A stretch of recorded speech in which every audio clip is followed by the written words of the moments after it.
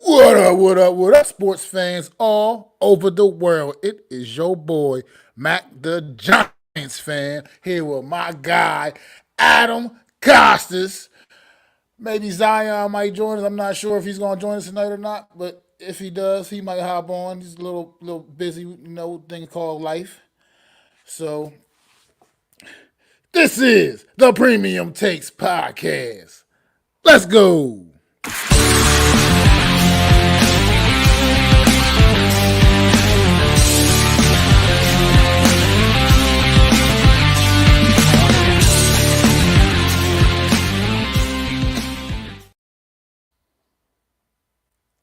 What is going on? What's going on out there, everybody?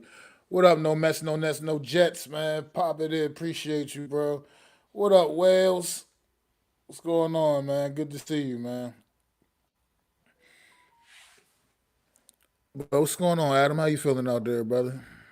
I am good, Mac. We are back at it again. It's as if we're doing another show for the world, coming together tonight. So, you got us on Wednesday, and now again you get us today on Premium Take. So, see how that works? Life is funny that way. Absolutely. We're gonna get right on into. Yeah, we're gonna get preseason week 1 in the books for the New York Giants, man. Last night all backups is on the field. No, none of our top guys. Well, we had some of the guys out there. Link Neighbors was out there. Unfortunately, he never got targeted, but he got some reps out there on the He field. was no he was no first And rep Saquon Barkley. The first rep of but Saquon Barkley was a 68-yard Wells like says run. It was crazy. thoughts on Turbo Miller. Turbo Miller looks like a guy that can he can make a play. He's one of those guys that can just maybe make some plays here and there for you, but I'm not sure about if he'll get that consistency out of him right away right yet. But we see, man. He's got still got some work to do, but he's a fun guy to watch, man. He's a shifty little dude, and he wants to get after it. So I like what I see so far, but still got a little ways to go. If you have any Yeah, thoughts on Turbo, Adam. Turbo Miller is he's good. I think he'll make the team via special teams. Um, he's not inexperienced. He's a pretty good back, but because it's Eric Gray and Tracy, I think he's going to make the team. His best avenue is special teams. We need to talk about a guy that me and Mac, if you guys were listening, kind of nailed his coffin early. And it was I think we owe this man an apology. Mac, I think you want to do the honors of letting the people know who we should be apologizing to Well, today?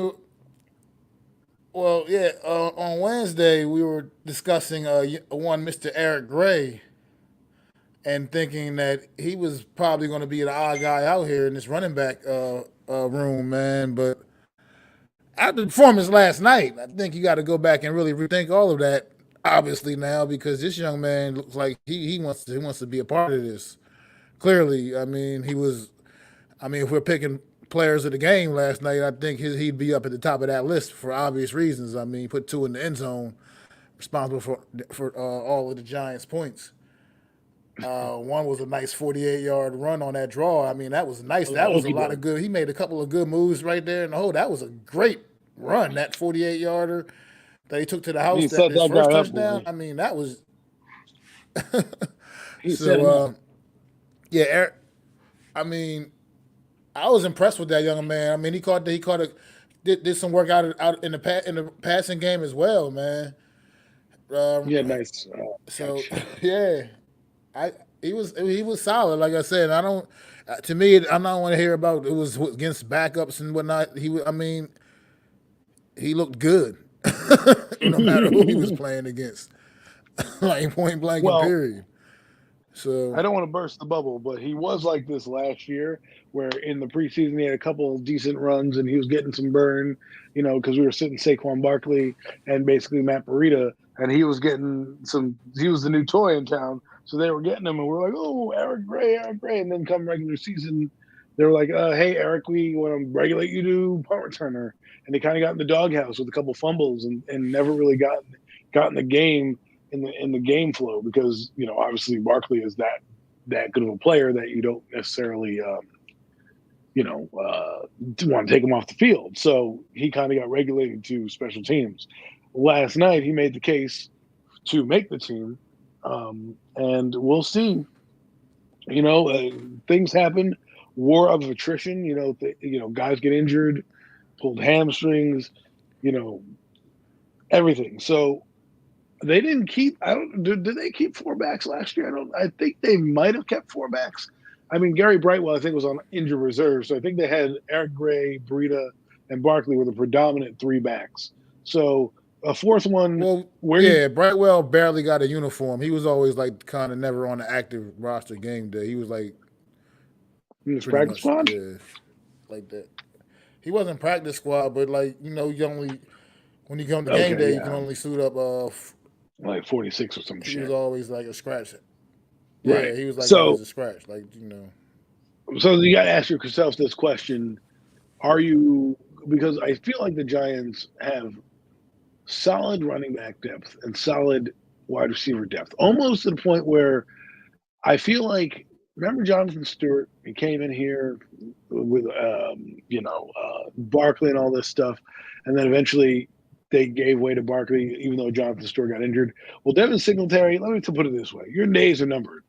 Okay, I don't know how long the contract is, but he's going to be the bell cow until either Tracy or Turbo or Eric Gray kind of take over because they have a decent stable of running backs. I think it's going to be Tracy. He had some decent runs as well. As you watch Tracy, there's some explosiveness to him. did. It reminds you a little bit of Alvin Kamara type of guy where he's going to break. He's got wheels. The one thing I will say is he did miss a key block on one of the sacks. I don't remember which quarterback it was, but the guy was coming around and he was kind of late to the block. His head was kind of down, so he kind of walked around. The guy kind of walked around him on the block. So, we'll see how well it is. That's what's going to get you on the field. That's what's going to keep Kevin Singletary on the field. To be honest with you, Motor is a 3-down back. He's not a speed back. He's got some juice, acceleration. But the three guys you're going to be focused on this preseason are going to be Turbo, Tracy, and Eric Gray. I think all three are. It's kind of funny because all three do three different things, and they're all going to get burned this week, and they all held themselves well, right? I mean, Turbo had a couple runs that were called back due to holding plays, so he showed off some of the speed. We had a couple catches. Eric Gray, like you said, showed his chops where that was a pretty phenomenal catch, actually, to think about it. The defender's right on your back. The quarterback throws a prayer, and you put your hands out there and catch the ball and corral it. That was a good play. I do want to say this real quick. These guys will have explosive plays, but they're not Barkley. And we take for granted what Barkley was. And I just want to say this while I'm on this topic. Somebody brought it up to me in a space, and they said, wouldn't it have been crazy if the Giants had kept Barkley and now had Malik Neighbors and possibly Darren Waller? Like, what kind of offense would we be fielding right now? And the decent offensive line you just made. Talk about going from, rebuilding, quote unquote, to now really contending. That would have been interesting dynamic to see. Now they're going to do a running back by committee, which is great. Do I see anything? I just gave you positives. What was I saying that was bad? I don't understand what No Bets is talking about. Do you see any positives in this team? All due respect. Are you asking me? I see some positives. There was Deontay Johnson. I mean, Tyler Newman. Did you see that guy get blown up? I mean, come on. We're talking about the running backs. I told you Eric Gray was good and having a good camp. What am I supposed to do? Like, seriously. I can't make anybody happy these days with you Giant fans. Can't be objective, can't talk about anybody. Jeez. But anyways, like I said, I think they're going to be a running back by committee type of game. And I wouldn't be surprised if Tracy or even Gray take carries away from Singletary at some point. So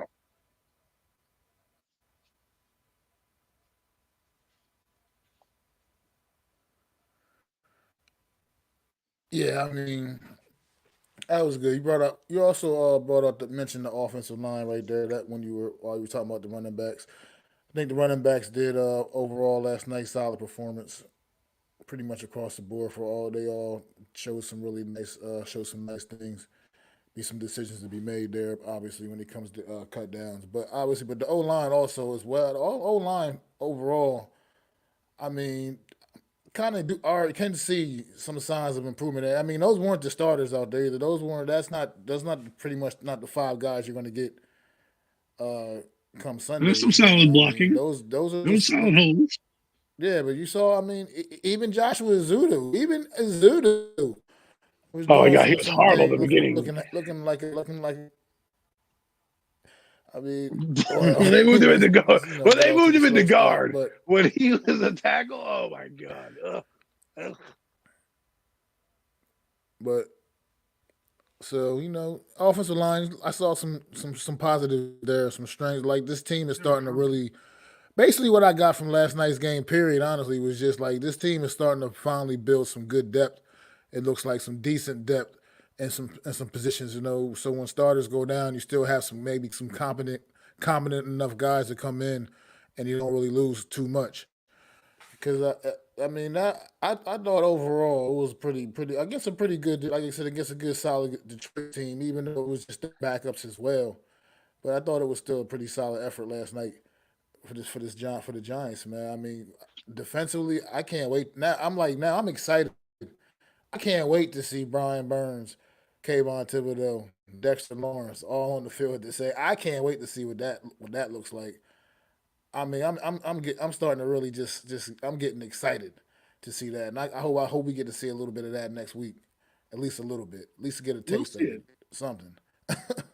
We will But see it. I mean, I'm pretty excited for the defense as well. I'm more concerned. There were some things that were weird last night. Now, I think it was good. I don't know how good this team's going to be, and I'm not going to go out there and blow them up to this and gaslight them as if they're going to go to the playoffs.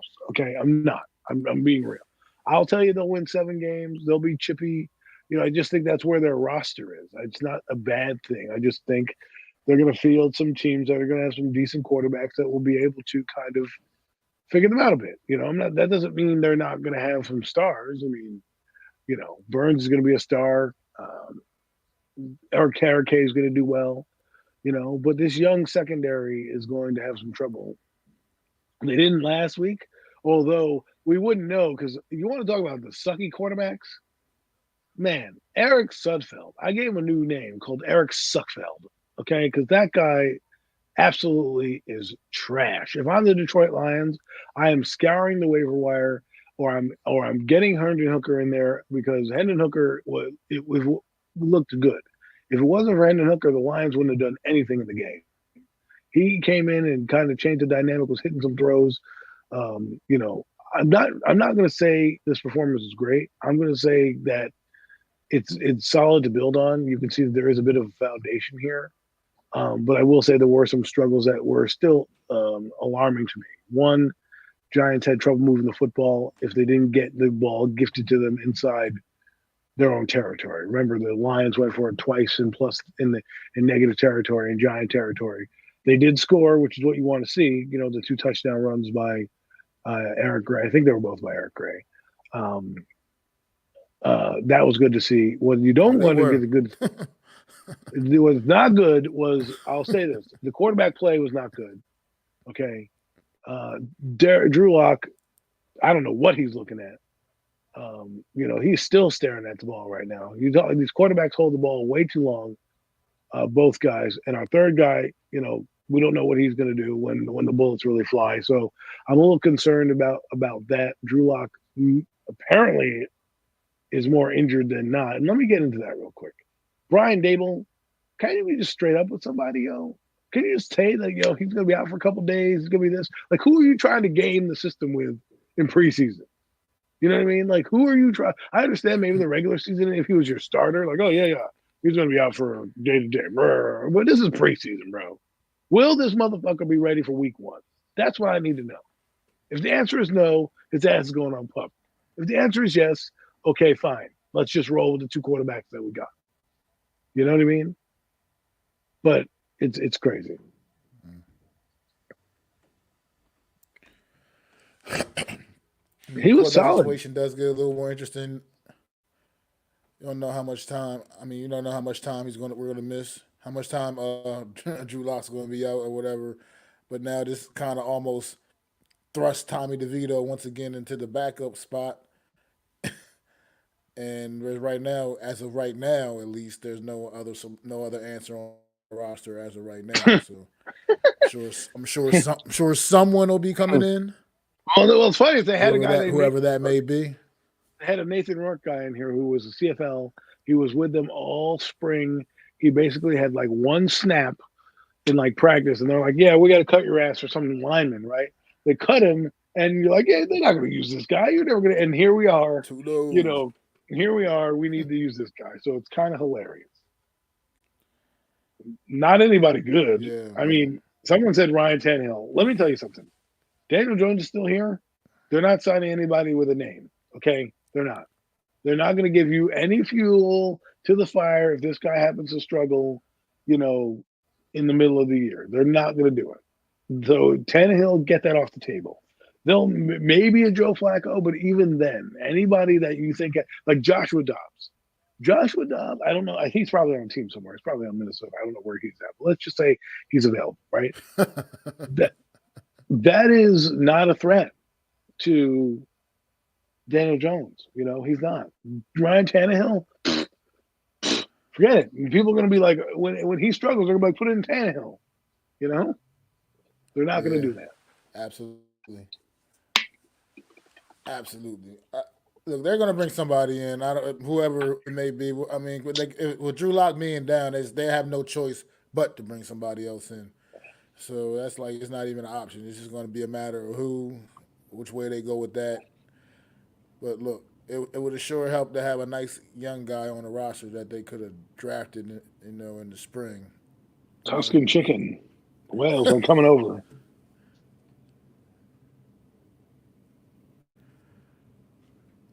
All right, Zion. Zion. Um, We'll send you a link. but No match the is like deep. hindsight is 2020. I just want before we get into the defense real quick. This is what I keep saying about you guys always get on me about a quarterback, right? You always tell me, "Oh, don't draft a quarterback, just to draft a quarterback." Blah blah blah. This is what I've been telling you. You could have had Spencer Rattler in here, right? Just as a developmental guy, as a fifth round pick. What's the harm in that, right? Now you would have had a guy to compete, and he would have been up in here, and it would have been a good. It could have been a good thing to see. Okay, now we have a backup. We don't need to panic and go sign some dude off the street who doesn't know the system because this kid would have been here in April. But no, all I got was no. If you don't pick a quarterback to beat Daniel Jones out, and again, you don't even know. For all you know, Spencer Rattler. Let's just use him for example, or even Joe Milton. Joe Milton, right?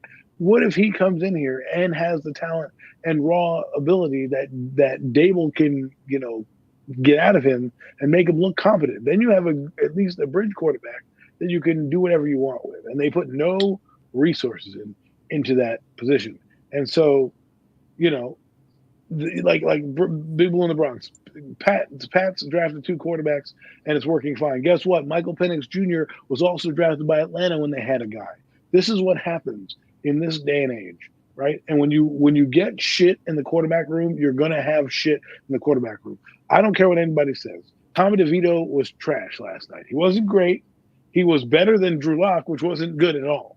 So just because he was better than a guy who's shitty doesn't make him better. It just means he's better than the shit that is out there. So my issue that I had is that you could have had like a guy like Joe Millions, Joe Milton, and developed him, and he could be out here getting valuable reps now, and not worrying about being on, and maybe even be on your practice squad or whatnot, and you would have had somebody in here, and you wouldn't have to worry to scramble. But now you have to probably bring somebody in here, and if you keep three quarterbacks on a roster, if this is a prolonged injury, we don't have no idea. The Giants, they're like Fort Knox when it comes with injuries, right? They'll never let you know anything.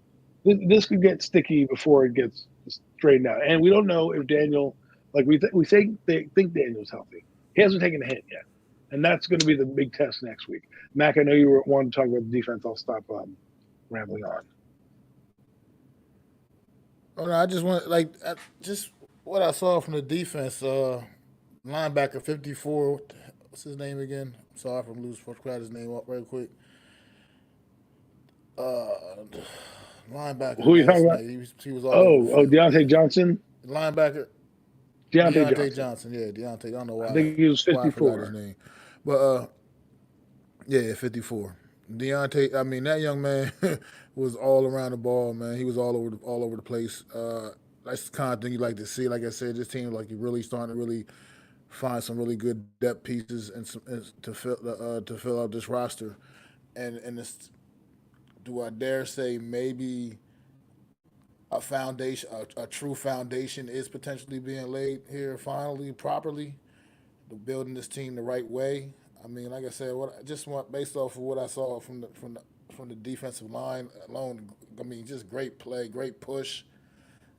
I mean, like I said, that's why I'm excited. I can't wait. Like I said, just can't wait to see Dexter and Burns and those guys all on the field all together, man.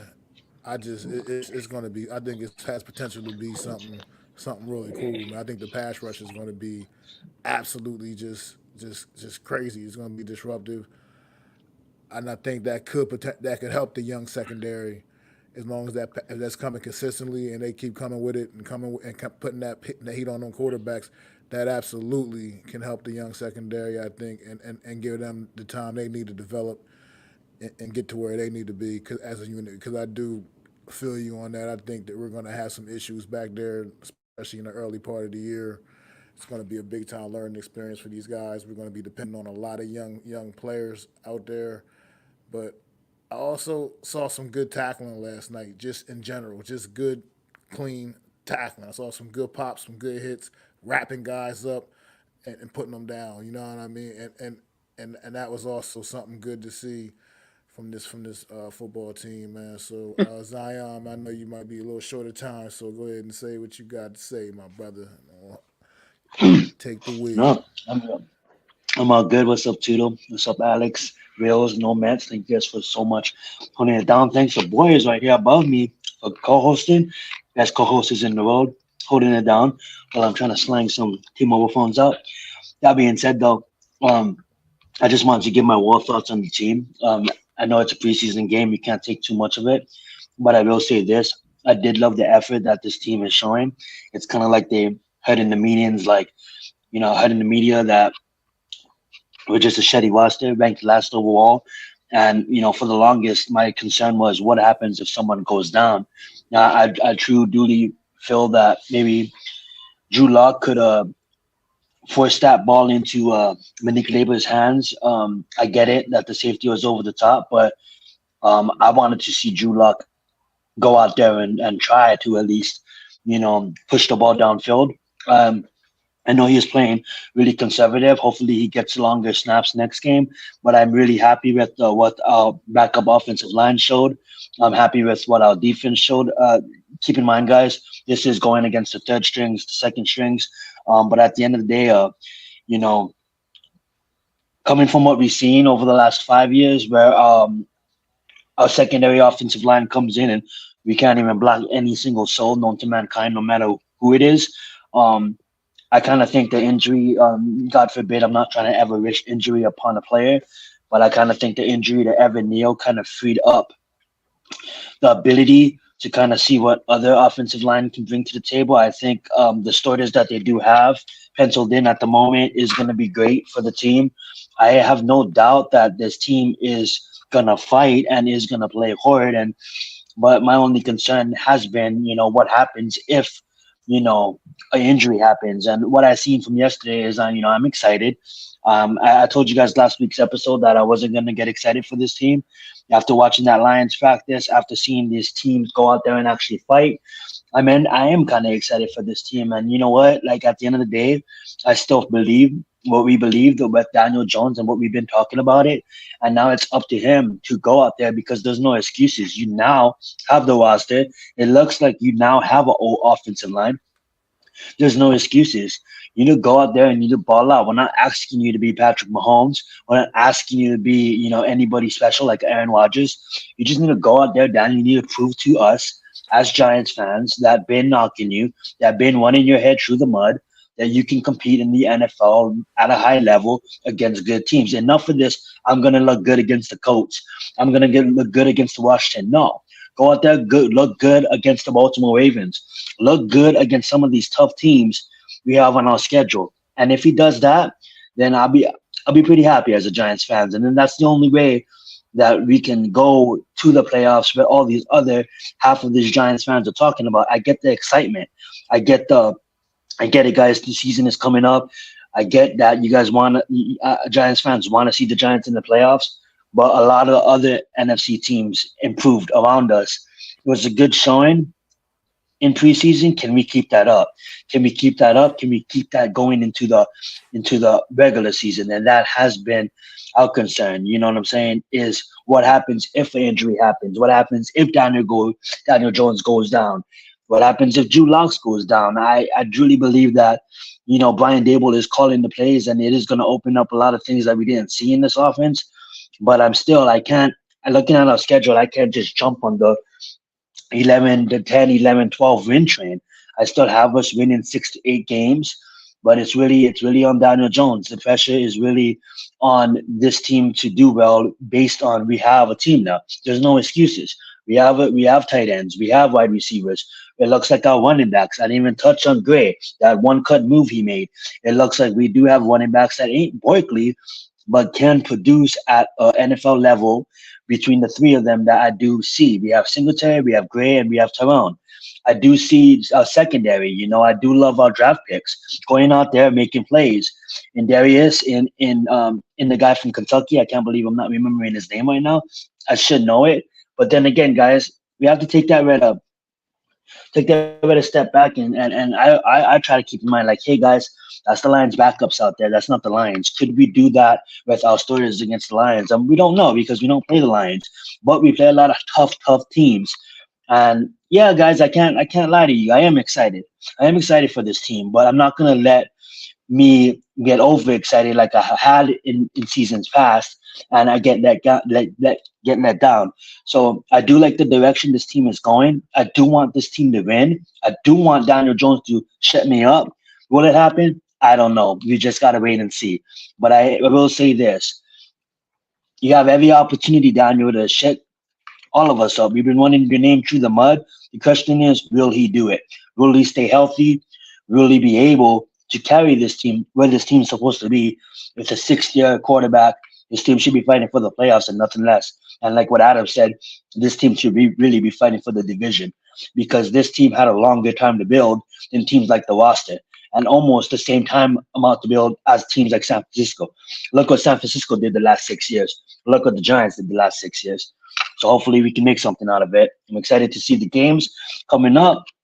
And yeah, I'll get it back to you guys. I'm going to be hanging out. I'm still here, but I'm just going to eat some stuff. So I'll be in the back. I'll be muting my cam and mic when I'm here, and I'll chime in anytime I see something to say. But thank you guys so much. And thank you guys all in the chat for holding it down as well. Let's get it.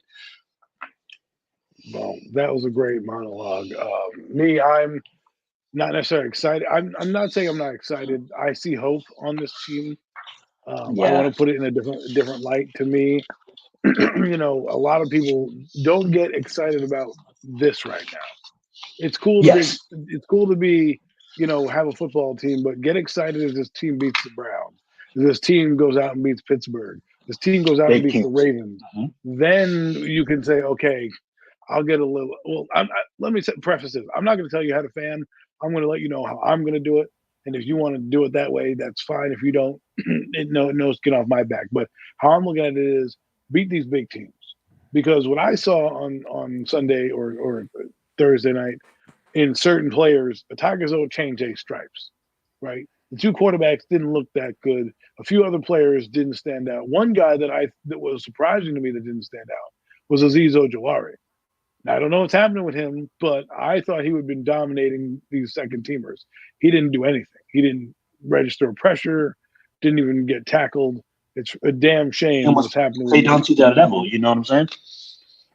Well, you're right. He played down to the level, and that's something that he shouldn't have done. And Well, well, you no, know, but you saw Boogie Basham, for instance, out there looking like doing what he was what he should be doing against the caliber of competition that he was going against.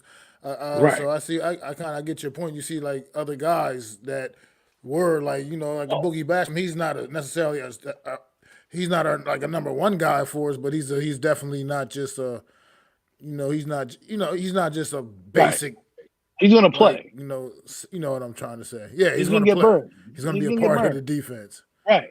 And Aziz Ojolari is a guy that we all talk about as, I called him the first time. I thought he was going to lead the team in sacks at 1 year because of just how he was. Remember, he came back yoked up and everything like that. He did nothing. Now maybe it was the first game and he was tired or something like that. But that guy 48, Whiteley, if he's not careful, Whiteley's going to take a spot. He's going to get Wally pipped. And the other guy, I can't pronounce his last name. He might take your spot. Like this is the type of competition. This is the type of competition on this team now, where all you scholarship players, you're gonna have to earn a spot. You're not gonna be able to be scholarshiped anymore. Okay, you're not gonna sit like Micah McFadden. If he doesn't perform well against Houston and Deontay Johnson does, guess what? You might be on the bench, kid. Carter Coughlin, he's probably gone. Guys like that who have been on this roster Yeah. taking up space could be ending up elsewhere. They have a lot of cornerbacks on this roster. Cordell Flott, you can't make the club in the tub, homie.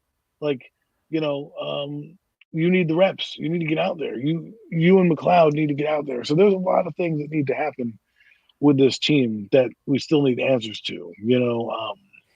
The tight ends, you can't rest on your laurels anymore because that Tyree Jackson, he wasn't great, but he moved around out there. He was a big presence.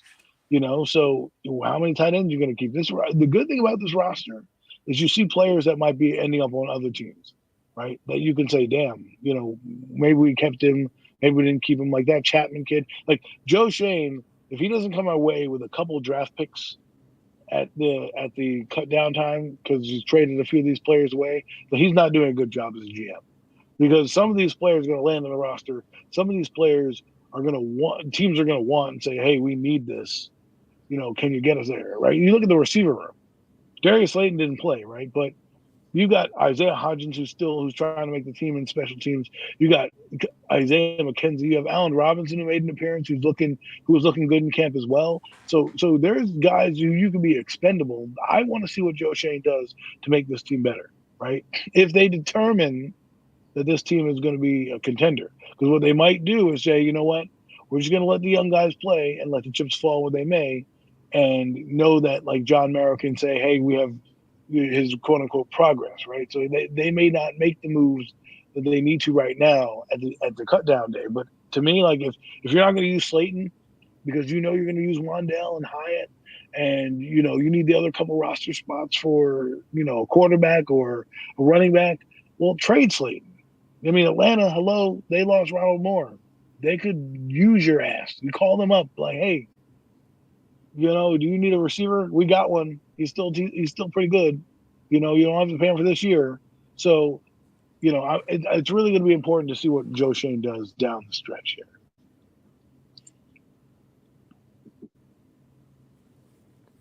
Yeah, absolutely, man. Go back up here right quick. Go back. Alex, Big Blue in the Bronx says get a cornerback too, and this defense could be legit, and you can sell me on winning 8 to 9 games, maybe. I mean, I think you could. I mean, like I said, I think there's going to be some good things going on up front, man. I just think it's going to get disruptive. Just watching what I was watching the backup guys do it last night, the disruption that they were causing. I could just only imagine when you get Burns and Kayvon Thibodeau and Dexter Lawrence and them out there, like those guys going. It's going to be a lot, man. I think at one point last night on the broadcast, I don't know if it was Bob Pop or Carl Banks, somebody brought it up at one point, and it makes like if offensive is getting to a thing where they decide they got to start trying to double team Burns, Thibodeau. Just imagining you're just leaving Dexter Lawrence in the middle just by himself, one on locked in one on one with somebody, that's just gonna get real messy for someone real quick if that starts to unfold for this defense. So I don't know. Like I said, I You're said it, absolutely right on that one. and now I really feel good about it. I think this defense is going to finish this season in a top 10 defense. I just do. I just do. That's going to be my I can bold see that statement, and because I'm taking that with me all the way, man. sorry to All the way, interrupt, but I man. can see that because of the fact that you're gonna have to double coverage at least two of those guys, and you can't. It's impossible to probably double coverage three of those guys. So if you leave Kayvon one on one, if you leave Sexy Dexy one on one, that's really stupid. And if you leave Burns one on one, that's stupid as well. So it's almost like one of those guys are gonna get free, one of those guys are gonna get pressure, and the fact that other defenses got a plan for those guys, and we're not even talking about Bobby yet. We're not talking about our secondary yet. You know what I'm saying? Because Bobby's going to be wanting to come up front. What if Darius makes the team? And the way he's been playing, I get it. I'm not trying to be biased because I'm from Hawaii, but that kid's a dog. He's in 3 years in Hawaii, 2 years in UCLA, leading tackles on both franchises, and he showed it last night. Like that kid's a dog, so he's gonna get some snaps. We got Michael McFadden that's gonna get some snaps. You got Boogie Basham and Aziz that can rotate. So this front seven, man, is gonna be absolutely fun to watch. And we have dogs in the back, like the rookie safety that we just picked up in Newbern, like a homie from Kentucky, like Yeah. Banks. You know what I'm saying? And the fact that Banks and all these guys are going against Malik Neighbors in practice is just going to make them better. It's just going to make them better.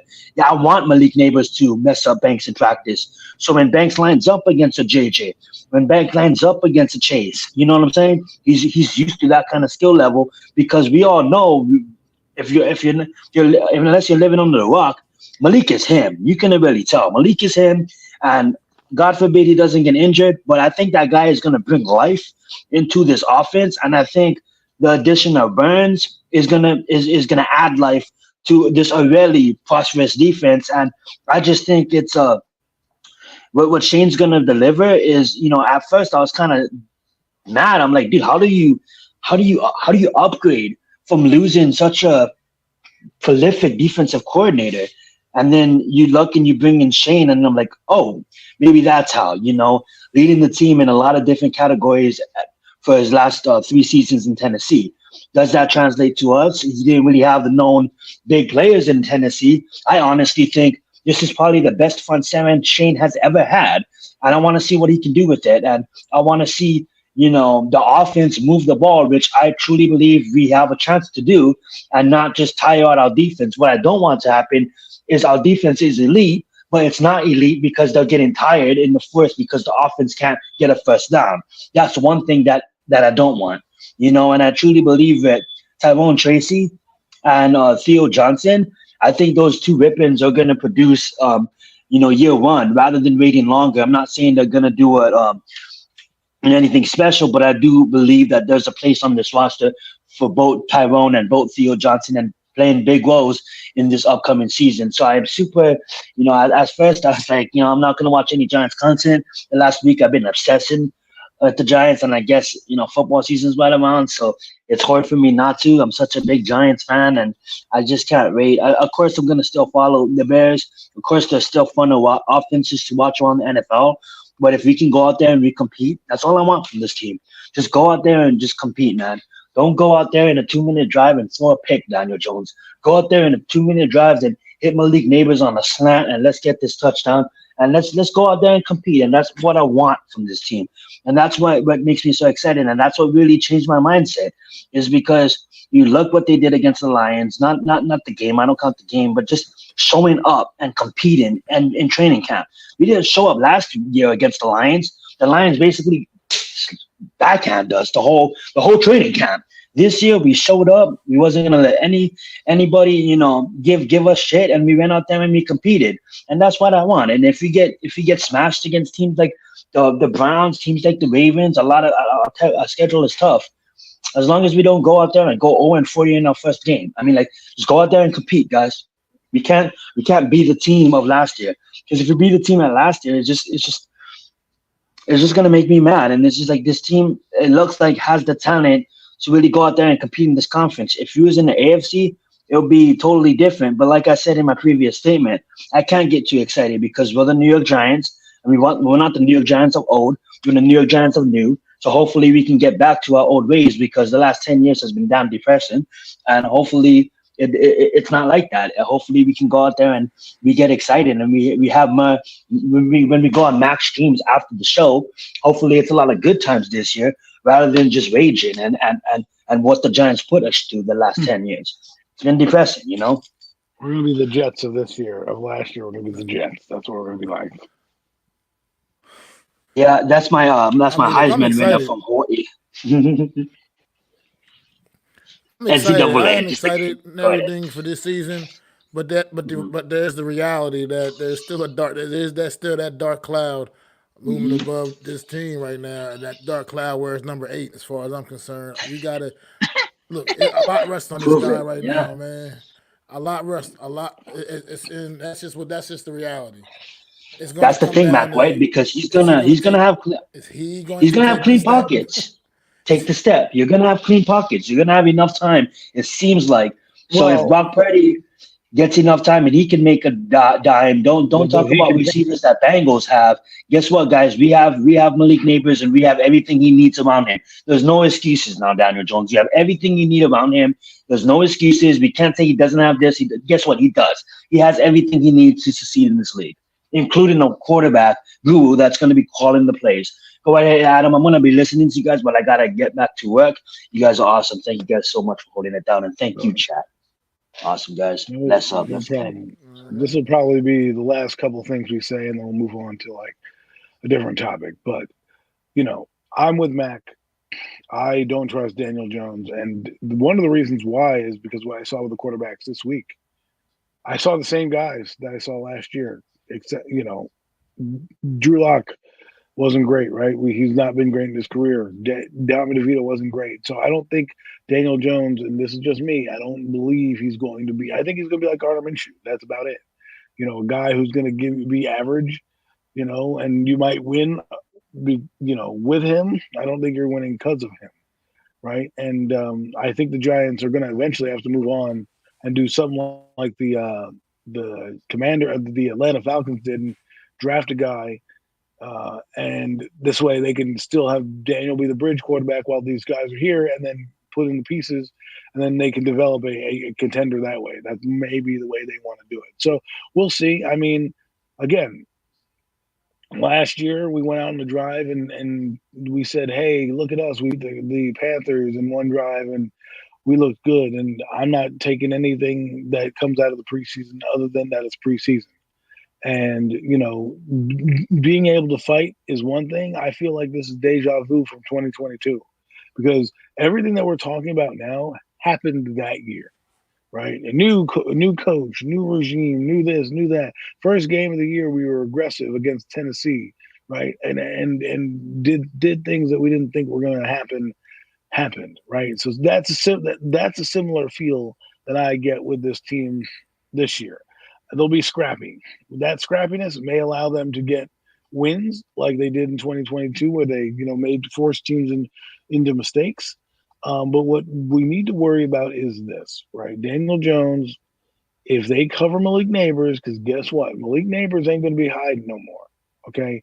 He's a sensation. He's already over on being talked about in NFL Network, ESPN, all these things. People hear that, right? They obviously heard, Kevin Thibodeau's mic'd up. They said, we'll find out what our identity is now, right? So they obviously, teams know. So they're going to, Brian Flores and them are not going to come in and let them just beat them, right? They also cover Justin Jefferson as well, right? So they'll know how to defend a number one receiver. It's about whether or not Daniel Jones will be able to process enough to get the ball to the other guys. Remember, he does tend to panic in the pocket. And, he will hold the ball a little too long. And, if you don't have great pocket presence and pocket awareness, it's not really going to matter who you have there when a guy's coming up the middle and leak. Because guess what?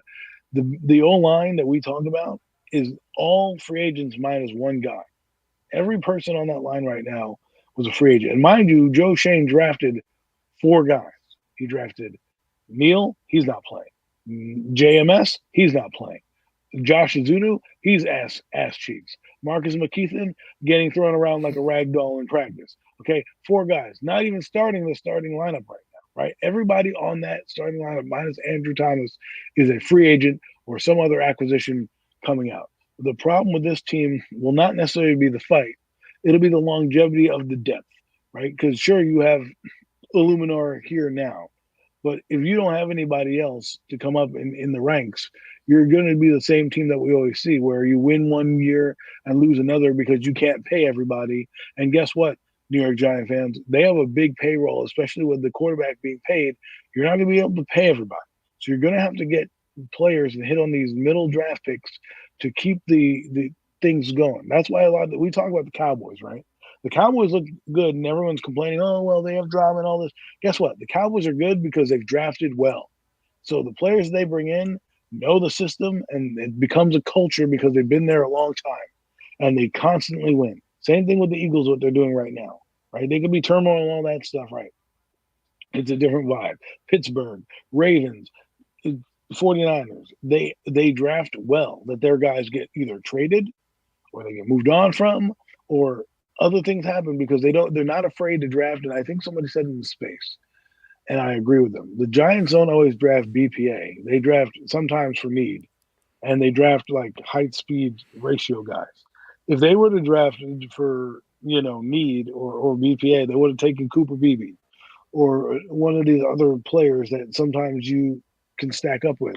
And I'm not saying it's not going to work out. We hope it does. And I'm one of the people that says the Giants have a uphill battle this season because a lot of other teams are looking at them like, hey, we're going to find your weakness and we're going to, you play Tampa Bay this year. They're going to be fighting for a wild card spot. Atlanta, same thing. They're going to be scrappy as well, So, and you can see that with Michael Penix Jr. and the guys that they're throwing the ball to as well. So I just want to my main things is one, evaluation of the quarterback. I don't care if he gets 3,400 yards. Is he a guy that's going to bring you a championship? If not, don't just keep him to keep him. Get somebody in there. You can already see right now the backup situation is a train wreck. So next year, at some point, they're taking a quarterback, whether that's in the first round or round 7. There's going to be a guy in here that they can groom because at some point Daniel's going to be off the books. They're going to have all these big contracts with Burns and Dexter and AT and all these guys that they're going to need to keep, and it may not be well enough to keep a quarterback while you can build with a roster. Look at a lot of the teams that do build, right? They get sticky. Look at the Cowboys right now. They've paid their quarterback. What are they doing right now?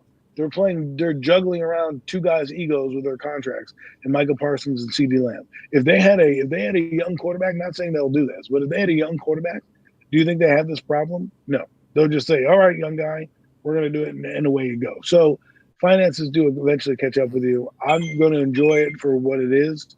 I'm not investing my effort the same way.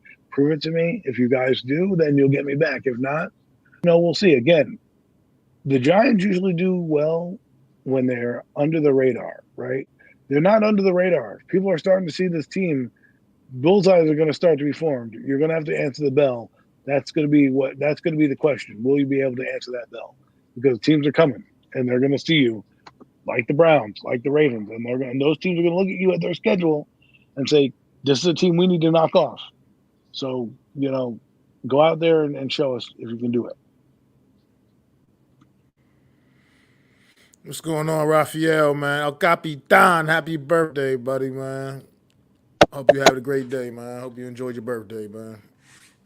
But yeah, Adam, that was really well said, man. That was great, and it was all right on the money, man. So we will see. Only time will tell, man. But it is football season, and that is a beautiful thing. But one more quick thing about just football in general. Nah, it's not about the Giants, but how you feel about the new kickoff, the kickoff thing? I mean, it's just something I had to get used to, I suppose. But it's just kind of it looks kind of weird, but it's kind of cool to at least get more returns in now as opposed to so many touchbacks. But You know, What you feel about the new kickoff, Adam? I'm gonna thank Devin Hester for this because Devin Hester went to the Hall of Fame, and I think his presence going into the Hall of Fame allowed them to redo the kickoff rule. Because if you saw the kickoff last year, they would kick it off and get it on the 25, ho hum, no one would do anything.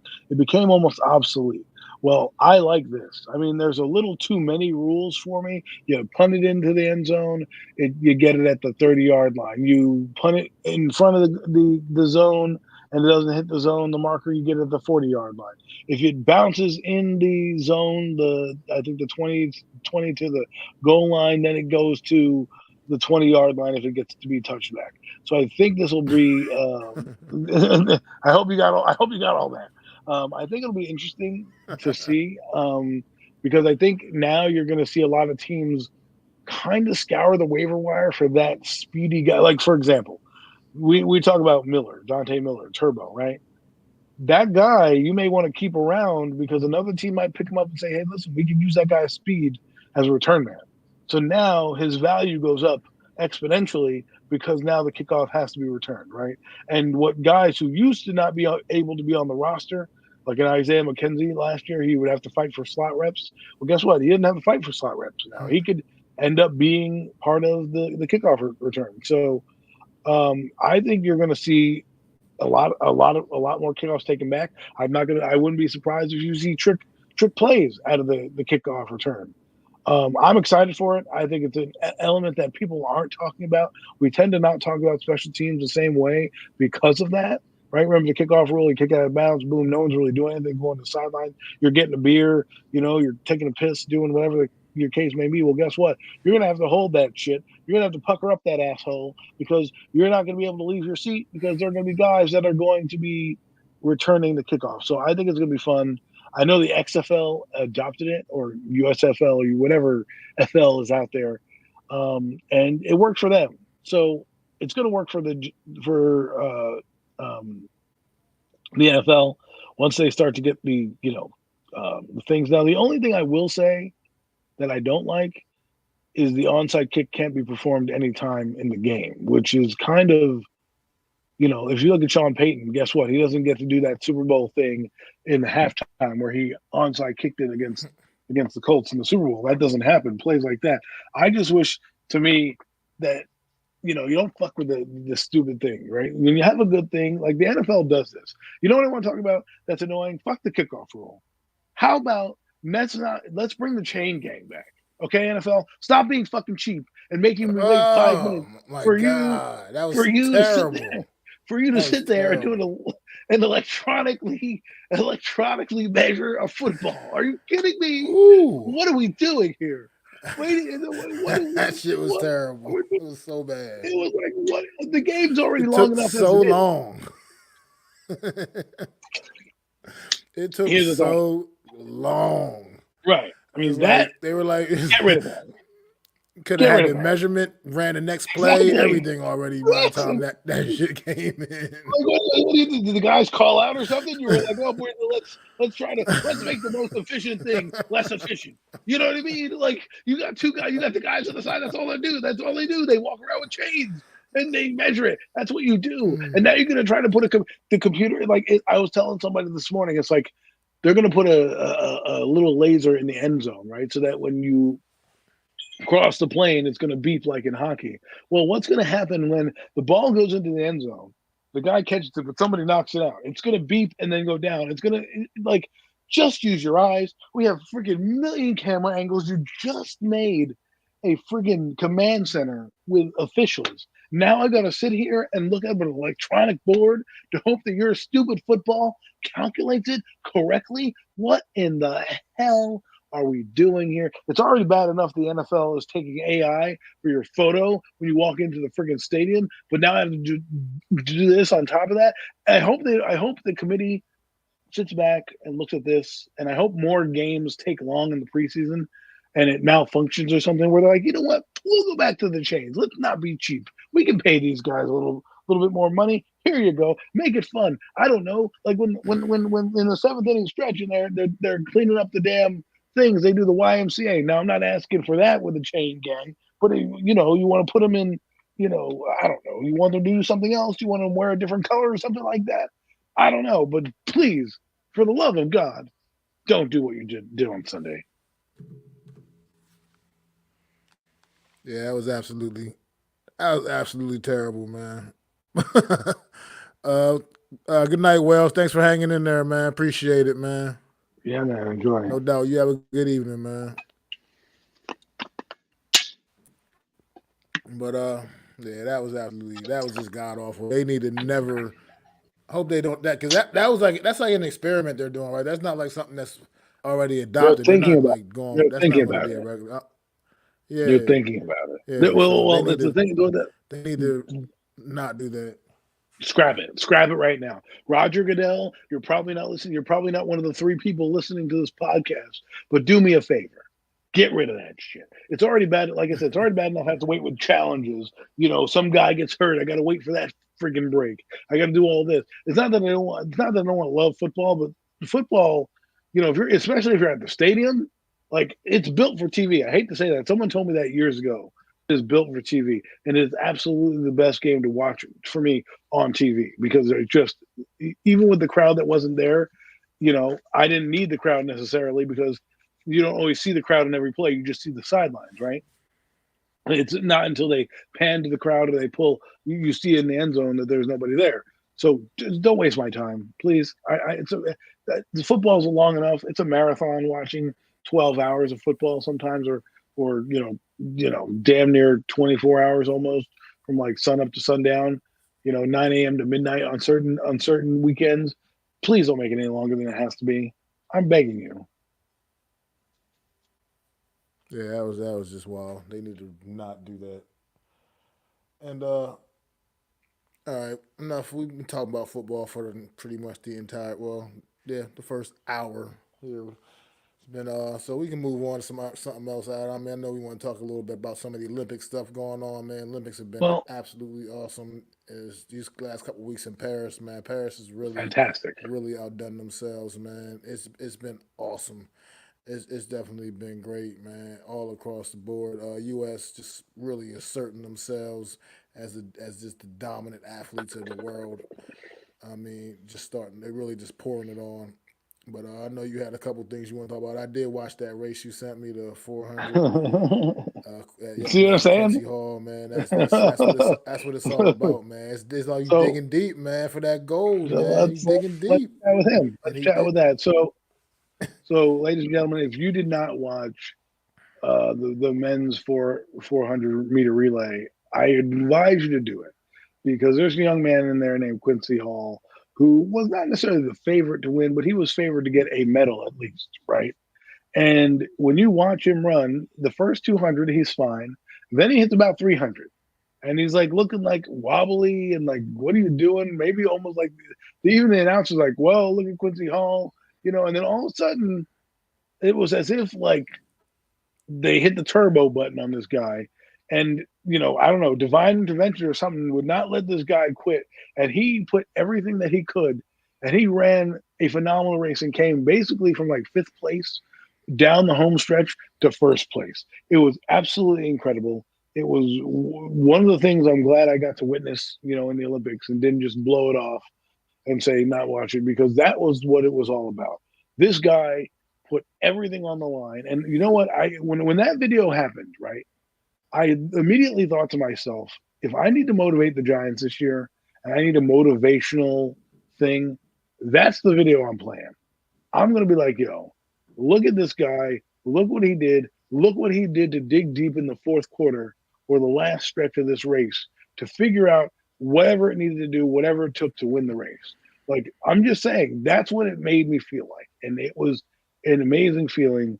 And I told Mac about it. He was like, really? I missed this, right? I'm like, he just watched it. He's telling you exactly what he just saw right now. And I got to witness it on the prime time thing.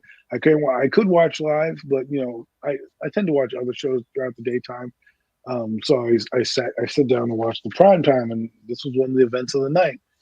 And thank goodness I stayed up for it because it was spectacular. So, and I learned something. Mac was teaching me about the men's relay race. And I did not realize something because I was talking to him about the men's 100 race, which was also a pretty epic race with Noah Lyles. And if you know who Noah Lyles is, he's very flamboyant, and he called that he would win the race. So he won the race by a nose. And when you look at the race, you're like, well, the Jamaican guy who was phenomenal. The dude came out. You thought he was. You could have thought he was Usain Bolt because he was that fast. He's going to be a stud next Olympic. Like if Noah Lyles doesn't qualify next year or next because he'll be 31. I don't know how old runners get it. I think 30 is probably. I wouldn't say you're washed up. He might still be hanging in there. He might still be hanging in there. It's up to him. It'll be obviously up to him. But the Jamaican guy is definitely probably going to be the new champion at some point. And so we were talking, and Mac goes, well, they have to put their chest across, right? Because I didn't realize you had to put your torso around, because we're kids. We just want to get across the line. We don't realize our torso. If our foot crossed the line, or in the NFL and every other sport, it's like something crosses the line, you win the race, right? You get across the touchdown, the guy is down by contact, well, whatever the case may be, right? It's a home run, it's a strike, all that stuff. This one, he won the race because his torso was going forward, and the Jamaican athlete, his torso was not going forward, and he didn't. His foot crossed the line first, which you would think he would win the race, but he did not. So it was epic to see and epic to watch. Mac, I'm rambling on. Your thoughts about the races I just talked about? I mean, well, like you go back to the 400 Quincy Hall, like they said, that effort, man.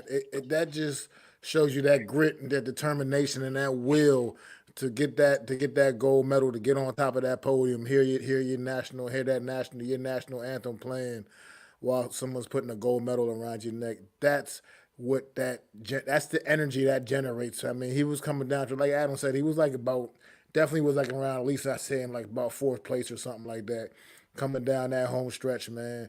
And he just dug down deep, and he got there, and he got to that tape first, man. It was something epic. It was definitely awesome to see. A great race, man. Great 400 final, and just way to go, man. And then for that young man, and then also that, like you said, we are talking about that 100. The thing about I can't remember the Jamaican fella's young name right now offhand. I can't think of what his name was. I forgot, but he was dominant through all the qualifying rounds. He was by far the best runner through all the qualifying rounds. And honestly, he was truly the best runner during the finals race as well. It's just what it was. It just came down to the inexperience at the line. Noah Lyles has that great closing speed. Noah Lyles never gets off the great starts, and that's why he's usually so much better in the 200 than he is in the 100, because usually he has more time in the 200 to make up for his slow starts. But in this 100, man, it got down to it came down right. I mean, photo finish, and as close as it gets. I mean, it can't get any closer than what this race was. I mean, but Noah Lyles, he had that experience, that savvy experience, man, to get that chest, to get that to reach out and get that torso across that, and it just by, the smallest of margins. I mean, it was insane. Like, you can't even. They were literally clocked at the same time. Technically, that's how close it was. They were clocked at the same exact time. So it was just you'll probably never see another race quite like that, when a finish just quite like that. It was. Like I said, these Olympic Games, man, have been something special. And on the track, the ladies, he put up in here, he's talking about Gabby winning the 200 once again, defending her Olympic gold medal, defending her championship. And she's just a dominant force in that event as well. The 200 meters, she's been the dominant force in the world. Yeah, third place person for the last too in couple of years. Oh, wow. So it's been fun. The track and field has definitely been fun, man. Let's not forget the one event. It's also the pole vault, man. The pole vault. Like, listen. Oh yeah, young man on the pole vault. And I did catch that live. That was awesome. I caught that live, and it was. But what was dope about that, about the pole vault, was because this young man, he split his hand, something got some kind of cut on his hand. It was bad too. Like he had to get it wrapped up, taped up. But he wanted to go for the world. He didn't need to get the world record. He already had the gold medal sealed. He already had the gold medal clinched. So he didn't need to go get the world record. He just wanted to get the world record. He wanted to put on that show for the fans in Paris, and he wanted to show his grit. And he went out there, and it took every attempt. He almost did not. He almost came up short, man. I believe you get 5 attempts, maybe, or four, three, or I don't know, 3 or 5. I can't remember right now, but it came down on his last attempt, and he finally cleared the height, broke his own world record. The world record was already his anyway that he broke, but he broke his own world record, and he's been the dominant force in pole vault for the last several years now. I can't even remember what country he represents now. Was it? It was Norway. I think it was. Norway, absolutely. That's exactly. It was absolutely. Was it Norway? I think it was. You're absolutely right.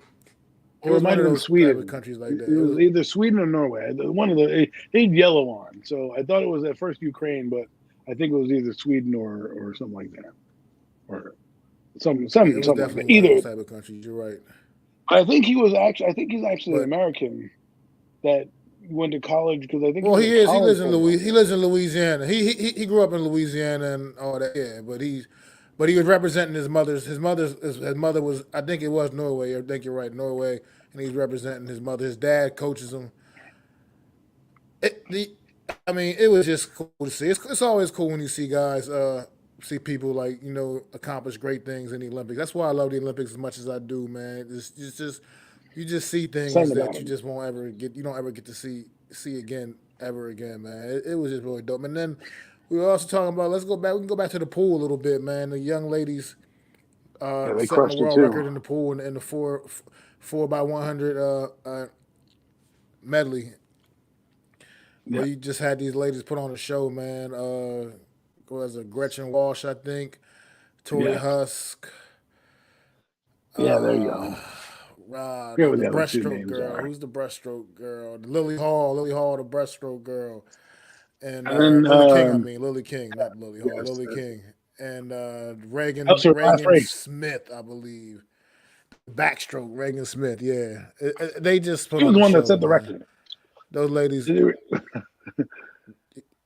Yeah, those ladies went out there and they just absolutely crushed it, man. And that was also that was the last night of swimming. That was that was the final ending note of swimming for the Olympic for the Paris Games, man. And it was a great way to end it. And they took out Australia, man. The medal count was it wasn't even close. They took it to Australia, who are their biggest rivals in the pool. And Australia, U.S. team. We're ringing the bells, baby. We're ringing them. Those cowbells, Australia. Yeah, Australia don't like them cowbells. The U.S. comes out to. Well, they're going to hear them some more, man. But I like that though. Definitely dope, man. There was a little like edge to it, right? Like because in Cool Runnings, right? You watch Cool Runnings, great movie. They have all the people who are kind of going against the Jamaican bobsled team and giving them all this guff and doing what it was. And the fact that this Australian girl comes in and goes like, "Well, what's your worst part of the delivery?" "Oh, the Americans, they're so obnoxious with their bells when they win and blah, blah, blah, blah, blah." And, Michael Phelps is like, "Yo, we need to take it to them and everything like that." I'm like, "Yo, I feel you, Michael Phelps. I feel you," right? And the fact that they win, you get to ring those bells, tell Australia, see you in 4 years, in our hometown, in our backyard of California. It's going to be epic to watch to have the Olympics on American soil with you being the champions. Oh man, Australia. I hope you're ready because we're bringing the bells. You thought it was obnoxious in France? Wait till you're in an American arena and the Americans are going. And you think they're going to let you go with them cowbells? Please, we're Americans. We're obnoxious, and once we know that you don't like something, we're going to keep doing it. Yeah, man, but it's just been like I said, Olympics have been so. Like I said, I mean, we witnessing greatness. I mean, Simone Biles go down is going to go down right now as one the greatest maybe gymnast of all time. To be I quite want to talk frank, about that man, Andrade girl. she's She was fantastic. got to Uh, got to see her last. I mean, we got to all witness her last hurrah and a great Olympics she had going out on top yes, as she fantastic. should. Uh, as just a legend, man. I don't So think she's coming it's back. just so much greatness in the Olympics. She's not coming back. She wasn't going to. She had already retired. She came out of retirement for these games. She had already. She wasn't going to do these games initially, But yeah, I mean, but once you get the win the like she said twisty, she didn't want her last. She didn't want her last moment where people remember her the most from Tokyo games and everything that went down there for the issues that she was having and the Tokyo games. She wanted to go out on top, and that's exactly what she did. Like that's what and Jordan champions do. Child. She's the greatest. She's the goat, and she reminded everybody of that once again Yeah, she was. She's in these Paris spectacular. games, man. So I will say this though: salute Simone Biles. everybody has you know, their Batman versus Robin, right? Or Batman versus Joker. I am the Joker to the Twitter space, to the YouTube world. You know, when all things Giants, I'm the guy that takes everybody's bullets and everybody's shit, right? But sometimes I end up on the podium, right? Well, guess what? Andrade out of Brazil. This girl was fantastic. Okay, absolutely fantastic. But you couldn't quite get over the hump because Simone Biles was that much better. Well, guess what? She actually did it in the when it was doing individual medleys on the balance beam. She came up and she destroyed it and crushed it and got a gold medal. I think the last event that Simone Biles was in, it went Jordan Childs in third, Simone Biles in second, and this Andrade girl from Brazil. She is 25 years old. I don't know if she'll come back again. Again, these a lot. To be honest, a lot of these women in this gymnastics were older. Like they normally are. You know, when Simone Biles was when we first met her, she was 19, right? She was a young pup. So now she's a full blown woman, married to an NFL player. You know, got endorsement deals here and there. So, you know, good for them. I just wanted to shout out the Andrade lady because me and my wife, we thought it was great to watch her, and she put up a great fight with Simone Biles. But again, it's like Michael Jordan and like Reggie Miller, right? You know, Reggie Miller's a great player, but there's always somebody just that much better than you that's winning, and so eventually, you know, when you break through that glass ceiling and you can take over, it's a great feeling. So, just want to say congratulations to her because you know she had a phenomenal Olympics as well. You know, if it was Simone Biles and then you know this Andrade girl, she followed right behind her everywhere she went. So I just wanted to. I thought that was a key moment, and not to mention Snoop Dogg being everywhere. You know, kind of fun to see him. You know, just everywhere. Snoop just everywhere. He was just Yes, having literally fun. everywhere.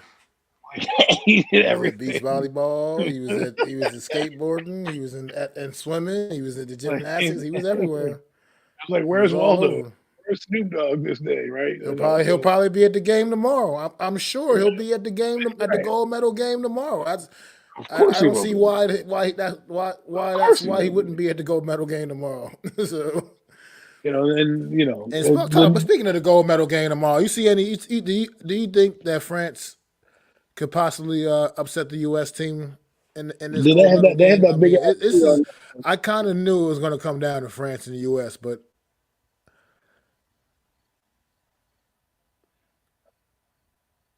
I'm sorry. Go ahead. What you were saying? You know, I was wondering. They have that big dude from the San Antonio Spurs on the French team, don't they? That I forget Wembley is his name or some crazy name that. Yeah, Wemby. Yeah, Yeah. Wemby. He's on. Yeah, Wemby's on the French team. And he didn't have a great game apparently their qualifying game, but he did enough. So do they have enough? Here's an interesting thing that we don't talk about. For the first time in a long time, I think the world is starting to slowly catch up to the United States because there are so many international players in the NBA now, right, that are playing that you're like, oh my God. So do I think France has a chance? Absolutely. It'll depend on if our guys can put up a performance. I mean, Seth Curry has 36 points in 36 minutes. LeBron James carries you to a final over the home stretch, right? So, that's a Herculean performance, and we'll see if they can come. They're gonna have emotion. They're gonna try to keep it close. They're gonna try to get in the United States heads. They deserve to be there, and we'll see. It could be a runaway, or it could be, it could be it could be a blowout, or it could be a close game. We'll see. But I think the world has done a good job in acquiring talent and catching up. Remember, back in the day, I know, when before the Dream Team was assembled, they brought college students over. And the reason we brought the Dream Team over is because everybody in the world was using professional athletes, except for the United States. It was in both hockey and in the basketball, right? So they were like, screw this. They were like, we got the best player on the friggin' planet, and we're going to assemble Magic, Bird, all those guys. And oh, by the way, we'll just bring a nice little Chris Leitner on here just so that we could pretend that we're amateurs, right? And of course, that Dream Team. And let me tell you, there's no other Dream Team ever. I don't want to hear the word dream and team in the United. It'll just be United States basketball. Leave Dream Team alone, because arguably you could argue and debate about LeBron James and whatnot, but that team had three of probably the most iconic players and revolutionary players on that team, not to mention like the backup guys like Reggie Miller, Charles Barkley, Olajuwon, but Bird, Jordan, and Magic. Three guys that will never be seen again, never be touched again, and change the sport for the better, right? Before Magic and Bird came along, they were on tape delay. And those guys they were box office. So they needed to kind of not put them back on tape delay. And then, of course, after they come out of tape delay, they have arguably, in my lifetime, the best player I've ever seen in Michael Jordan come out. And funny story about the Dream Team: Michael Jordan, Larry Bird, and Magic Johnson all find themselves in a locker room because the locker room is fighting. Michael Jordan is fighting, and no, they would not be. Oh my God. Nomets, how old are you? How old are you, Nomets? How are you? How old are you? Yeah, how old? First off, let me tell my story. Look. Go ahead. Go grill him, Mike. Go get him, Mike. I'll save the story. No, I'm just saying, you're my guy.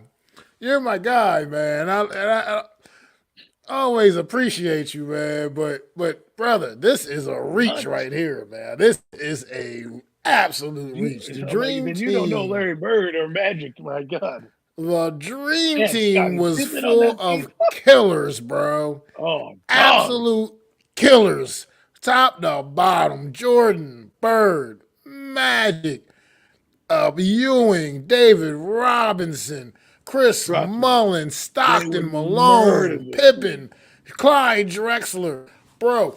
Killers, top to bottom, man. All these guys.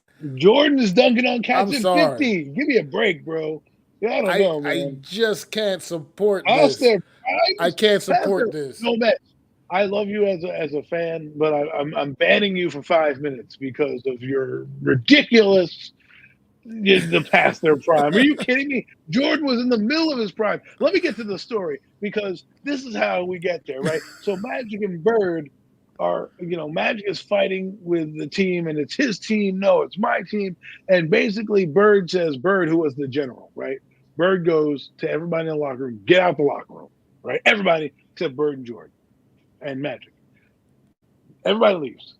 Jordan and Bird are there, and Jordan, Bird, and Magic are all in there, and Bird goes over to Magic. He goes, look, you had your time.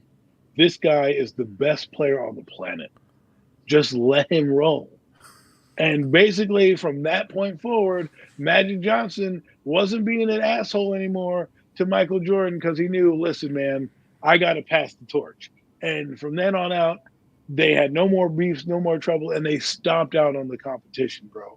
They had Karl Malone on that team. I think they had Reggie Miller on that team, past their prime. I don't know what you're talking about, but Pippen and Jordan were in their prime. Barkley was in his prime. 1992 was a long time ago.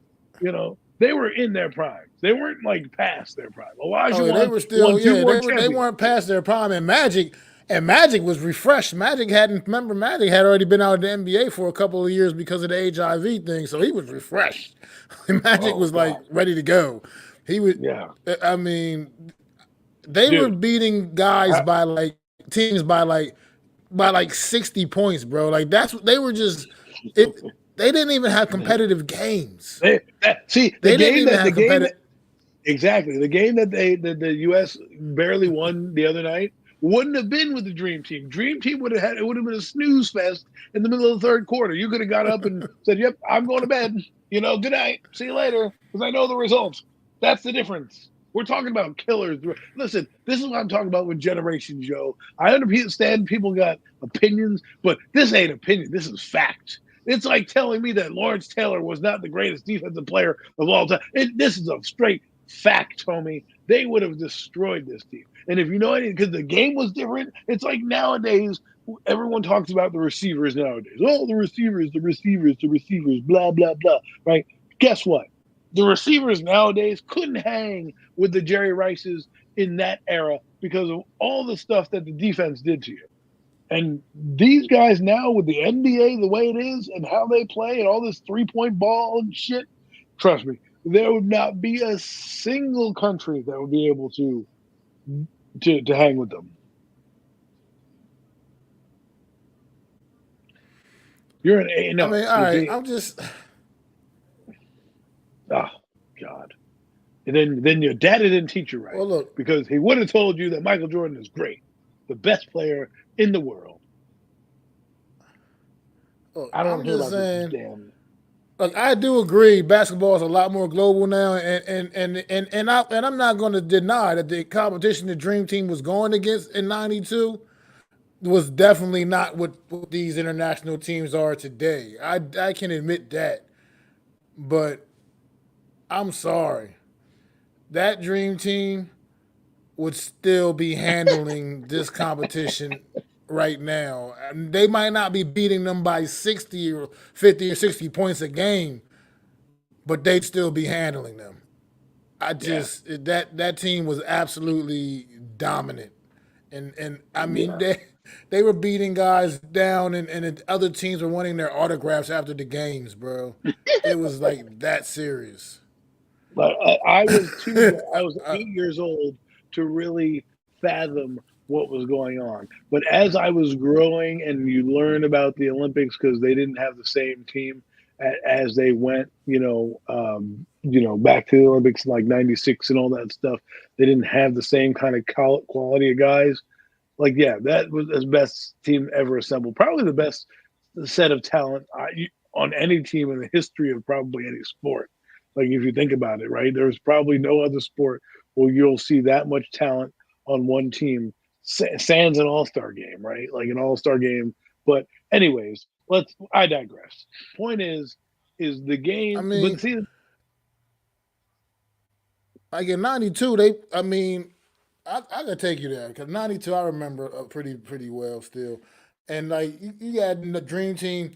I think that the toughest competition they even ran into, which still wasn't even really much competition, was the Croatian team, and that Croatia was a was Tony team that Kukoc. had a couple of NBA, had a couple Tony Kukoc, Dino Raja, it might even have been another guy or two on that team that actually had they had some NBA talent, and they were the only team that even could remotely somewhat run with the Dream Team a little bit, and even that still wasn't. It still wasn't good. Who was the Nearly, coach they for that still just team? destroyed them as well. For the Dream Team, Yes. Chuck Daly was the coach for the Dream Team, Oh I God, believe. screw Yeah.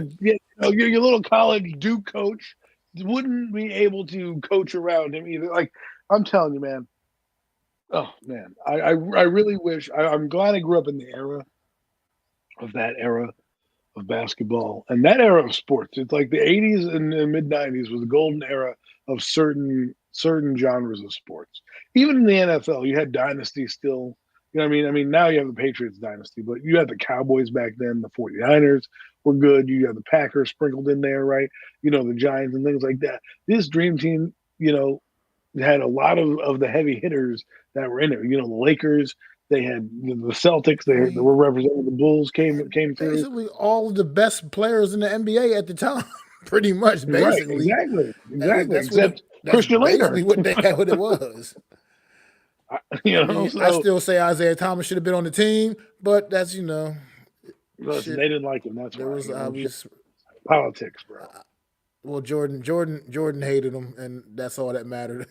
Jordan was the GOAT, so that's that USA basketball game.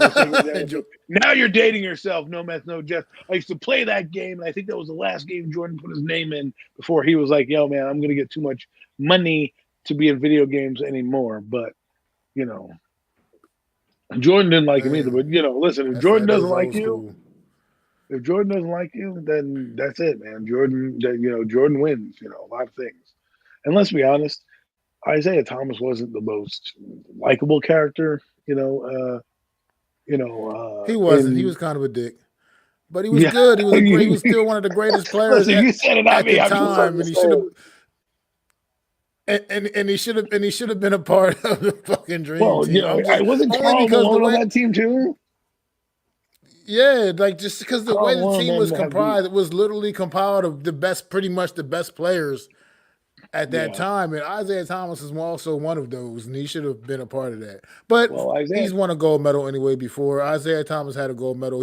He had previous Olympic experience when he was in college, and he was part of a gold medal winning team. So Isaiah Thomas is we talk about villains. He'd be a villain, right?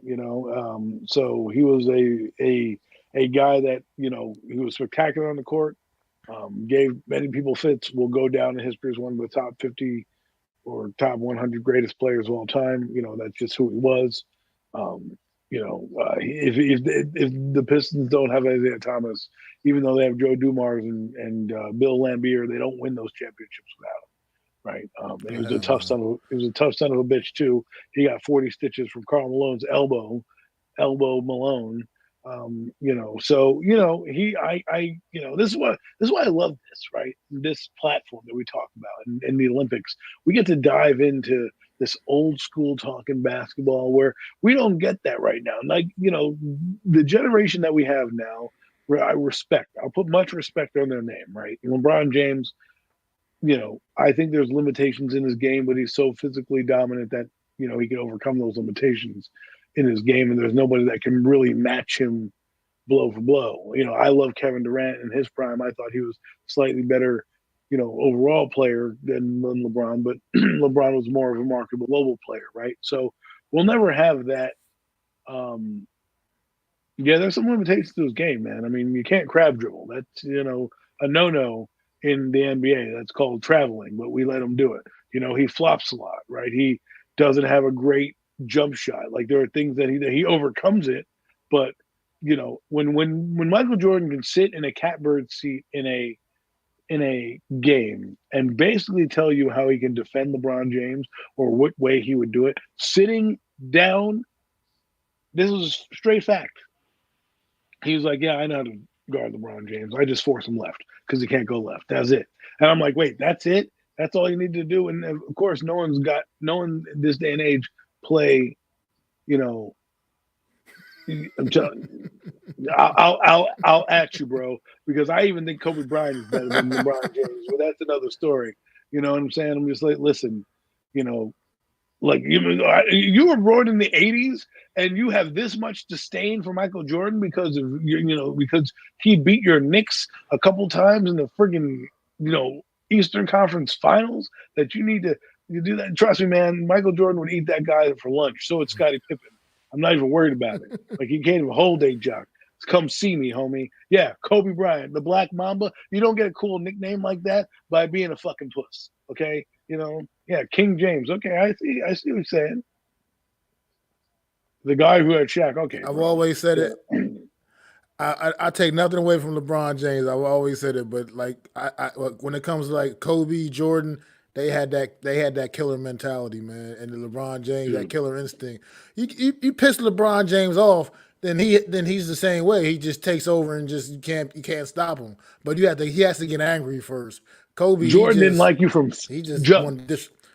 Yeah, This is he what just would wanted happen. to disrespect you This is what would pretty happen. much. Okay, And that was just what it came. let me break it down for you. LeBron James would be out there, and he might talk a little shit to Michael Jordan. Michael Jordan would not. He will be obsessed about LeBron. He would be obsessed. He would be to the point where it would be like, "Yo, dog, you're not beating me." There was only one match confirmed or denied that ever Michael Jordan lost one-on-one, and that was to Jerry Stackhouse. And they were playing one-on-one, and he lost, and Jerry Stackhouse beat him, and they don't want to talk about it because it's Michael Jordan, but Michael Jordan wouldn't have lost. And he definitely wouldn't have lost to a softie like LeBron James. I'm sorry, bro. You got too saturated in the soft NBA and the way they did what they did. They had to make Jordan rules. They don't know LeBron rules. You know what they made for LeBron? A flopping video. You know what they made for Jordan? Actual rules, because the guy was getting beat up by the Pistons and still performing. They only made those rules because of how badly he was getting abused. He didn't want those rules. They were just like, yo, man, you can't do that to people anymore, right? LeBron, they don't do that. LeBron, they say, you know what? You can take 3 steps and not dribble and dunk the ball. Like, there's different rules in the NBA for LeBron James than most people. Like, it's like you're telling me Steph Curry could play with MJ. Nah, he could not. Listen, man, I'm sorry. You're not gonna get me with this thing. MJ is the GOAT. MJ is the GOAT. Like, the thing is right now is that people get caught up in what's now. And because Jordan was at a time where, a lot of you young cats, were following Kobe and other things, and LeBron came in just at that time. Remember, Jordan came back in 2001. Wow. LeBron James came in 2003, and he wore 23 after guess who? He didn't wear it after, himself. He didn't pioneer the number 23. The number 23 was synonymous with one guy. Well, here's an argument I get a lot from I talk to people about especially particularly the Jordan LeBron conversation. People talk about the eras and they talk about how much better the athletes are now, which I don't think you can't really deny that. I mean, athletes overall are better now than they were back then. But they have different luxuries as well. I mean, just technology and things alone, just the healthcare, like medical treatments and everything else. Everything's upgraded. Everything is better than it We're was all then. You soft. know what I mean? So, I mean, that's where I'm going with it. These guys are softies. You think these kids today would go out there and want to go down the lane against Rick Mahorn or Charles Oakley, Hell Anthony no. Mason? Rest in peace, Anthony Mason. I mean, Yeah. yeah, like that's what I mean. Like those guys were like true intimidators, Crazy. man. It's just Crazy. the entire game. The entire game is just so different now. And, I mean, Can't even it's do like that now. all the If you finessing, did all what this. Yeah, you can't. if you did what Bill Yeah, Laimbeer did those guys and probably Charles would. Oakley and Anthony Mason, you think Draymond Green was bad? You people ain't seen nothing.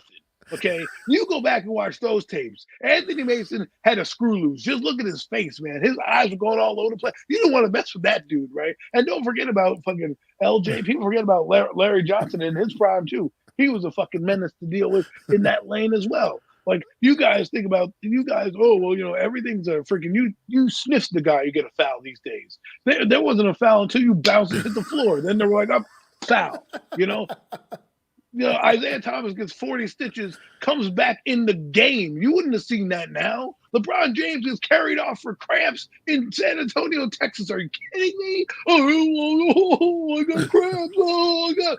You're in Texas, homeboy. You should have prepared for that. Michael Jordan would have friggin' put a cortisone shot and played. The flu game, you ever heard of that shit? He wouldn't have made up that dumb this bull crap. That's the same. It's the same thing with everyone talks about like the 49ers, right? And Joe Montana and Tom Brady. I'll tell you what, man. Joe Montana would be doing the same thing Tom Brady was doing in this era. Because remember when he played, they got guys holding players, they were hitting harder. I mean, you look at we talking about Leonard Marshall on the Giants 100. That hit today would be Oh outlawed. God. Lawrence Taylor Hell would be yeah. fined every week. Every week that guy would be fined. And now you're telling me, Oh you know my what I mean? Like, God. every week. You talk about these receivers now. They couldn't do shit back in the Jerry Rice. The reason why he was great, it wasn't because of his numbers. It was because of the era that he played in and the guys that he beat, the Deion Sanders, the Darrell Greens, all those guys were able to cheat and grab his jersey and throw him to the ground. And 5 yards, they used to knock you down in 5 yards. They could tackle your ass in 5 yards. That's what they used to be able to do. Now, you can't even touch a guy. You can't even touch a guy without a guy flag coming out. These DBs are at such a disadvantage. I don't even want to know about it. And let's not even talk about the quarterbacks who don't get fucking hit for their lives. You could fucking sniff Aaron Rodgers and it'd be a 15-yard penalty. Joe Montana broke his back. Yes, indeed. He broke his back. Literally got his back broken in games. They were like looking at him like they thought he was dead. There was 2 games where they thought Joe Montana was dead, and it was both against the Giants. It was when Lawrence Taylor hit him in the game in '86, when somebody hit Joe Montana when he was throwing the ball. They were like, oh shit. Boom, lights out, Joe Montana. And then it was in 1990 where he came up and he's like, oh, let me dodge this bullet. Oh, look, I'm wide open. Boom. When you talk about whiplash, I'm surprised Joe Montana didn't come back with an insurance policy. Because when you watch that hit, it even hurts in slow motion. It even hurts in slow motion. Okay? And we want to talk about eras. We want to talk about games. You want to talk about the players in the NFL today, they just stopped training camp. Training camp is over. I didn't realize it was over, but it's over. Training camp is over right now, quote unquote. Okay, that's it. They used to have 2-a-days where they were hitting all day for 2 weeks leading up to the preseason. 2 fucking weeks they were hitting straight. Now you get a little walkthrough, a little one thudding practice. You go pay these scrimmages now. These kids, these athletes are not trained the same way. Why do you think we get soft tissue injuries in every fucking sport? A guy's out with a hamstring. We didn't even know what fucking hamstrings were back in the fucking early days when we played. It was like, all right, you went back the fuck in. You didn't know what that was. A sprained ankle, you tape that shit the fuck up and go right back in the game. What are we talking about here? Now it's like, oh, he's on the IR for 4 weeks. Back in the day, guys got legitimate broken bones. Those were the injuries back in the day, were legitimate broken bones, not Brian like Cox you said, broke all these his soft leg tissue injuries before now he even knew. Is what it's all. Walked off the field. Like, are you kidding me? He breaks his leg, walks off the field, and like, oh, by the way, Brian, you broke your leg. Oh, okay, I guess I'm out for the year. Nowadays, you trip over your dog coming out to go to the facility. Oh, sorry, coach, I can't play. I got a freaking injury. Right? Like, give me a break. Like, even in baseball, they got the 15-day DL for a fucking blister. Are you kidding me? A fucking blister these days? This is what I'm talking about being soft. You can't throw a fucking baseball with a blister? Give me a break. You want to talk to me about eras. You go back and study the game. We have Google. Go back and watch it. This ain't the game anymore. Soft tissue injuries. These motherfuckers, I'm sorry, I don't mean to curse, but damn, want to tell me about games. Oh, everybody around here. Oh my God. Oh, I hurt my finger. I'm on the 15-day DL. I got a paper cut. Oh, sorry, coach, you can't play. Pitchers used to pitch a whole friggin' game. Now you barely get them 5 innings. Are you kidding me? And then they don't pitch for 5 days later. 5 days later. It's like, bro, take a vacation. It's all about the pitch count. Right. It's all about the pitch count, Adam. And then you have 3 days later. Then you don't play for 3 days, Mac. You have a vacation for like 3 fucking days where you do nothing, sit in a dugout and spit fucking sunflower seeds all over the place because you wait your turn for the next day you pitch pitches. What are we doing? You know what I'm saying? This is what we're talking about. And you want to tell me about fucking eras. Everything back in sports used to be hard. Now they give you everything. And it's like they give you the answers to the test and people still fucking fail.